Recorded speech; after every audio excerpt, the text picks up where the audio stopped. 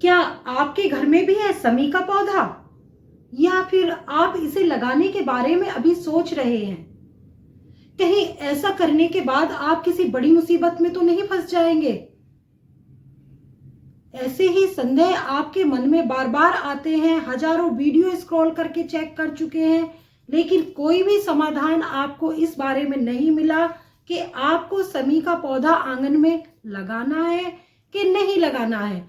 अगर हम इसे आंगन में लगाते हैं तो ये हमें शुभ फल देगा या अशुभ फल देगा, हमारे घर में पॉजिटिविटी आएगी या फिर निगेटिविटी को ये हमारे घर में लाएगा।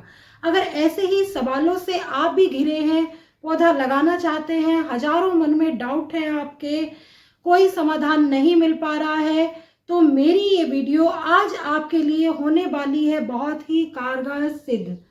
इस वीडियो में जो मैं आपको जानकारी देने वाली हूँ शमी के पौधे से जुड़ी हुई, उस जानकारी को सुनने के बाद आपके होश उड़ जाएंगे।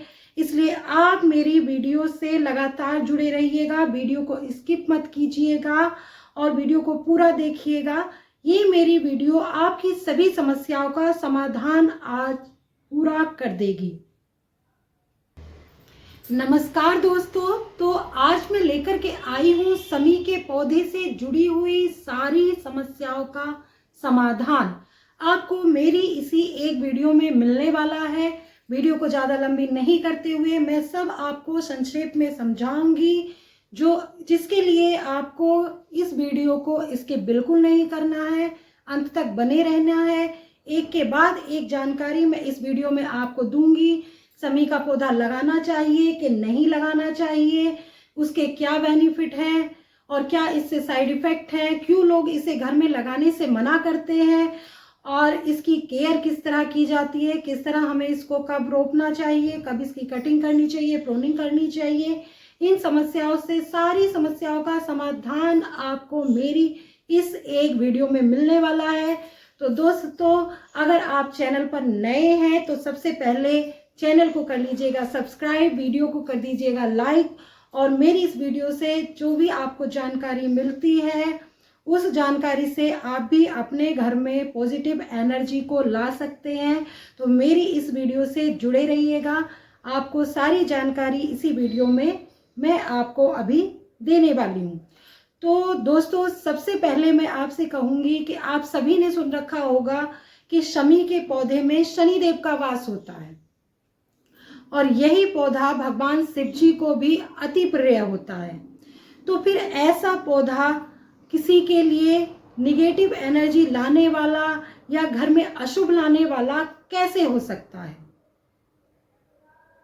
बताइए किस प्रकार हो सकता है कि शंकर भगवान जी को प्रिय पौधा, शनिदेव को प्रिय पौधा आपके घर में निगेटिविटी लाएगा? तो सबसे पहले मैं बता दूं कि कुछ लोग कहते हैं कि शनिदेव जो हैं वो बहुत ही गुस्से वाले भगवान हैं। तो मैं आपको बता दूं, उनको गुस्सा जरूर आता है, लेकिन शनिदेव दंड के देवता हैं।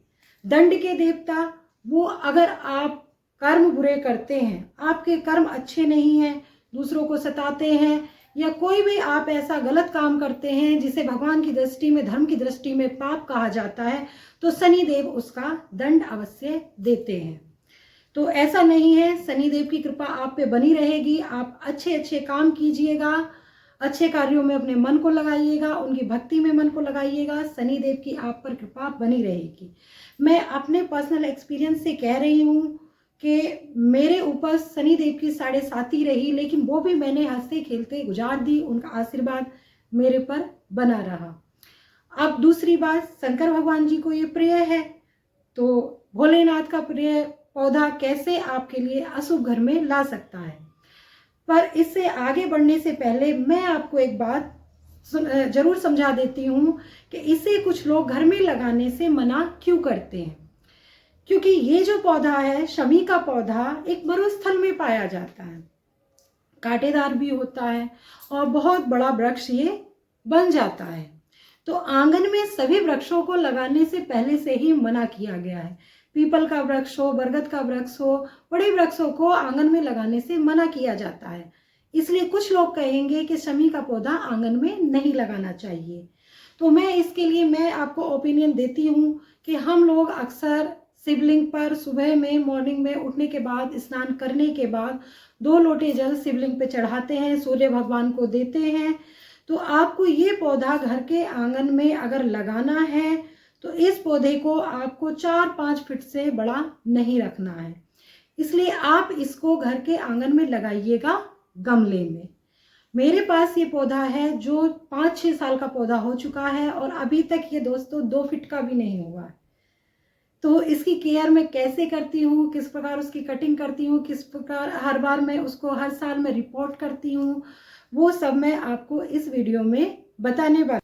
इन सबसे पहले मैं आपको बता देती हूँ, बाद में हम जब प्रूनिंग कटिंग की ओर चलेंगे उस कार्य को करने से पहले मैं एक चीज़ आपको बता देती हूँ कि इस पौधे की पूजा अर्चना के लिए भगवान भोलेनाथ का वास इसके जड़ में आपको करना है।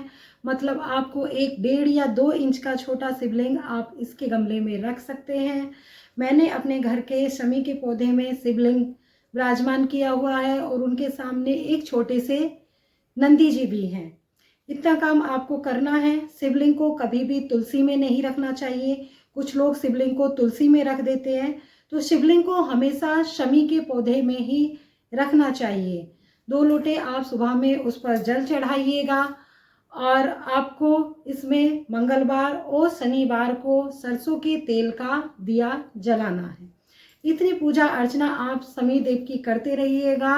आप पर शनि देव की कृपा हमेशा बनी रहेगी, भोलेनाथ की कृपा आप पर बनी रहेगी, घर में सुख समृद्धि का वास आपके बना रहेगा। अब ये तो हो गई पूजा अर्चना की बात। अब मैं लेकर के चलती हूँ आपको इस पौधे की देखरेख, कटिंग, प्रूनिंग, रिपोर्टिंग उसकी ओर। तो चलिए देखते हैं हम इस वीडियो में किस तरह मैं इसकी कटिंग, प्रूनिंग, रिपोर्टिंग करती हूँ, आपको दिखाती हूँ मैं अभी। चलिएगा। तो दोस्तों ये है मेरा शमी का पौधा जो अभी मेरे पौधे को मेरी रेलिंग पे रखा हुआ था और किसी तरह इसे कबूतरों ने नीचे गिरा दिया। तो मुझे इसकी जो रिपोर्टिंग है वो दूसरी बार करनी पड़ रही है इस मॉनसून में, इसीलिए मैंने सोचा कि मैं रिपोर्टिंग की इसकी वीडियो में आपको बता दूं, क्योंकि कुछ लोग कहते हैं कि इसे छोटे प्लांटर में नहीं लगाया जा सकता। ये जो मेरा शमी का प्लांट है, इस प्लांट को 4-5 साल मैंने एक फ्लैट प्लांटर में लगा करके रखा, बहुत अच्छे से उसमें ग्रो कर रहा था ये। अभी जब मैंने अपना नया घर शिफ्ट किया तो मैंने इसको इस प्लांटर में जो कि 8 इंच का है इसमें लगाया। बहुत सुंदर से मैंने इस प्लांटर को बनाया था, लेकिन अफसोस कबूतरों ने इसको ऊपर से गिरा दिया और तोड़ दिया। यहाँ पर ये ऊपर रखा हुआ था मेरा प्लांटर, वहाँ से ये गिर गया, तो इसका पूरा जो प्लांटर है वो टूट गया। अब दोस्तों मैं इससे जुड़ी हुई सारी आपको, जैसे रिपोर्टिंग मैं करती हूँ, क्या इसकी केयर करती हूँ, सब मैं आपको बताती हूँ। ये देखिएगा, ये जो मेरा प्लांटर है इस पे मैंने बनाए हुए थे शंकर भगवान जी, यहाँ पर बने हुए हैं। ये ओम बना है और एक ये पूजा करते हुए भक्त बना हुआ है। बहुत सुंदर से मेहनत से मैंने इस प्लांटर को बनाया था, लेकिन अफसोस के कबूतरों ने इसको गिरा करके तोड़ दिया। तो अब वापसी से मेरे पास ये फिर 8 इंच का एक और पोट है, मैं इसमें इसको रिपोर्ट कर लेती हूँ। सबसे पहले जो इसमें ड्रेनेज होल होते हैं वो आप एक इसमें आता है, तो आपको 3-4 होल बना लेने हैं। उन होल पर आप इस तरह से कोई भी गिट्टी, टूटी हुई ईंट का टुकड़ा, पत्थर वो रख करके उन होल को ढक दीजिएगा। इससे डायरेक्ट जो आप पानी डालेंगे तो पानी इसमें से नहीं निकलेगा, लेकिन ऑक्सीजन की सप्लाई रूट्स में होती रहेगी, ऑक्सीजन की सप्लाई इसमें बनी रहेगी। इस तरह से आप मिट्टी इस पर रखिएगा। और मेरा जो ये प्लांट है, जैसे मैंने प्लांटर में से निकाला देखिएगा, तो इसके साथ जो उसकी मिट्टी है उसकी रूट्स में चिपकी हुई है। हर साल मैं क्या करती हूँ, जब इसको रिपोर्ट करती हूँ तो इसकी प्रूनिंग कर देती हूँ, इसकी कटिंग करके इसको छोटा कर देती हूँ, ताकि इसकी जो ये लंबी लंबी सी टहनियाँ हैं ये ज़्यादा बड़ी ना हो और यहीं से मेरा जो प्लांट है वो थोड़ा घना सा और छोटा बना रहे। ये तो मैं इसकी पत्तियों और डाली की कटिंग करती हूँ। और दूसरा मैं क्या करती हूँ कि इसकी जो रूट है, रूट अभी मैंने आपको जैसा बताया दोस्तों कि 2 महीने पहले मैंने इसको रिपोर्ट किया था, जब बरसात का सीजन आया था। तो अभी इसकी रूट्स ज़्यादा नहीं हुई, अदरवाइज़ पूरे गमले को ये इसकी रूट्स कवर कर लेती हैं। अब देखिएगा शेप तो ऊपर से कटिंग करके मेरी बहुत अच्छी सी आ गई है। और नीचे से मैं आपको बता देती हूँ, इवन इसकी रूट्स को भी कट करने की ज़रूरत नहीं है। तो इस तरह से आप जब मिट्टी हटाएंगे, कुछ जाली वाली जड़ें इसकी बाहर निकली हुई आपको इस तरह मिल जाएंगी। हटाना है धीरे धीरे मिट्टी को। उसकी टैप रूट जो मेन रूट होती है उसको कट नहीं करना, बस ये जो रेसे रेसे वाली रूट्स हैं इनको आप कोई भी कैंची लीजिएगा, कैंची से आप उसको कट कर लीजिएगा। बहुत आसानी से ये कट हो जाती है, रेसे वाली रूट्स हैं। देखिएगा कैंची से आप इस तरह से इनको कट कर लेंगे। इसी तरह आप जब साल में एक बार इसकी रिपोर्टिंग करेंगे, इसको निकालेंगे, तो ये जड़ें पूरे गमले में भर जाती हैं। पूरे गमले में जड़ों का जाल हो जाता है। उस जाल को बस आपको कट कर देना है। खाद मिट्टी मेरी इसमें मिली हुई है, गोबर की खाद आप इसमें डालिएगा। तो गोबर की खाद से ही अच्छा सर्वाइव करता है, खास ज़्यादा इसको केयर की ज़रूरत नहीं होती है। अब ये मैंने यहाँ पर मेरा जो स्टेम है मैंने उसको थोड़ा साइड से करके लगाया। एकदम सेंटर में मैंने इसलिए नहीं लगाया क्योंकि मैं इसमें, जैसा मैंने आपको बताया कि मैं इसमें शिवलिंग और मेरे नंदी महाराज हैं उनको स्थापित करती हूँ। इस तरह से मिट्टी से इसको कवर कर देंगे और मिट्टी को अच्छे से ठोक देना है। मिट्टी में एयर पास होने के लिए स्पेस ना रहे, अच्छे से दबाना है, स्टेम हिले नहीं, इसलिए अच्छे से आप मिट्टी को इस तरह से दबा दबा करके इसमें पूरी मिट्टी को भर देंगे। और थोड़ा 1 इंच का स्पेस ऊपर छोड़िएगा, पानी वगैरह जो आप डालते हो, ऊपर से कभी आप खाद डालते हो उसके लिए। इसमें पानी भी आपको ऐसा ज़्यादा गला करके नहीं रखना है पौधे को। आप इसमें छोटा लोटा रखिएगा, पूजा करते हैं, छोटे लोटे से 2 लोटे जल आप दीजिएगा तो बहुत अच्छे से ये सरवाइव करता रहेगा। अब आप देख पा रहे हैं मेरे प्लांटर में साइड से ये समी का प्लांट हो गया और मैं इस तरह, मेरे जो सिबलिंग है ये 1.5 इंच के सिबलिंग है, इन सिबलिंग को मैं इसकी जो रूट है गमले में लगा देती हूँ। और छोटे से मेरे नंदी महाराज हैं, उन नंदी महाराज को मैं सामने इनके रख देती हूँ। तो ये हो गई दोस्तों रिपोर्टिंग की बात, प्रूनिंग की बात, कटिंग की बात, समी के पौधे की केयर की बात। अब मैं आपको बता देती हूँ कि किस प्रकार से इस पौधे को रखना चाहिए, कहाँ हमें अपने घर में स्थान देना चाहिए, वो चीज़ मैं अब आपको बता देती हूँ।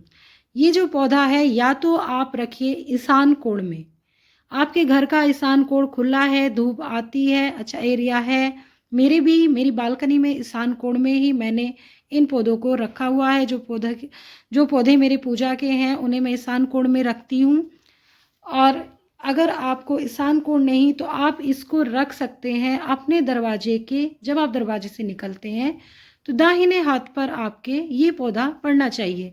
क्योंकि आजकल हम लोग रहते हैं फ्लैट्स में और फ्लैट्स में मेन डोर पर ओपन एरिया बहुत ही कम होता है।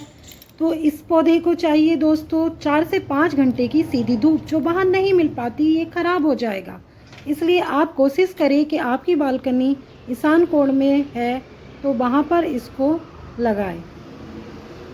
तो दोस्तों शमी के पौधे को लेकर के जो भी डाउट, संदेह आपके मन में थे वो सब आपके क्लियर हो गए होंगे। यदि अब भी कोई संदेह है तो मुझे कमेंट करके ज़रूर पूछ सकते हैं। आशा करती हूँ कि आप लोगों पर शनिदेव और महादेव की कृपा हमेशा बनी रहे। तो कमेंट में हर हर महादेव और जय शनिदेव लिखना बिल्कुल भी ना भूलें। Bye bye.